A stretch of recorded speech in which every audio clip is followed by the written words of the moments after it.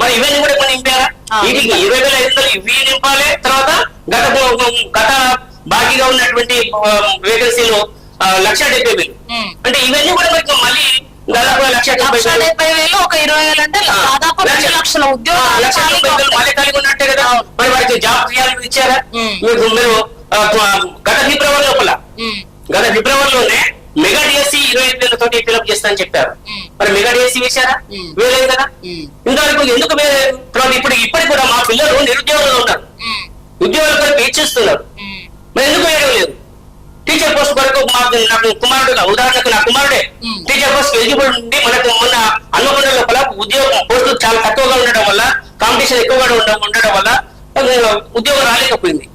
అదే mega DSC కనుక వేసినట్లయితే మళ్ళీ ప్రయత్నం చేస్తున్నాడు. తర్వాత ఆ విధంగా వచ్చేటువంటి అవకాశం ఉంటాయి కదా. తర్వాత ఆ విధంగా నిరుద్యోగులందరూ కూడా మీరు వారికి ఉద్యోగ అవకాశాలు కల్పించినట్టు ఉంటుంది కదా.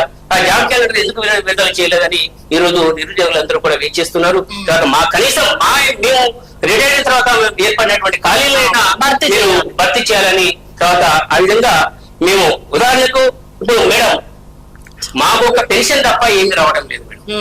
ఒక పెన్షన్ తప్ప ఏమీ రావడం లేదు. నేను సర్వీస్ లో ఉన్నప్పుడు నాకు 1,70,000 జీతం మేడం.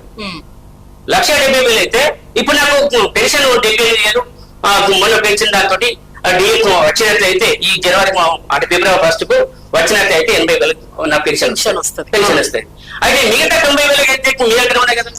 ఆ 90,000తో నాతో పోల్చుకున్నట్లయితే ప్రతి ఒక్కరి 90,000 కానీ, తర్వాత మిగతా 1,00,000 కానీ, తర్వాత ఆ విధంగా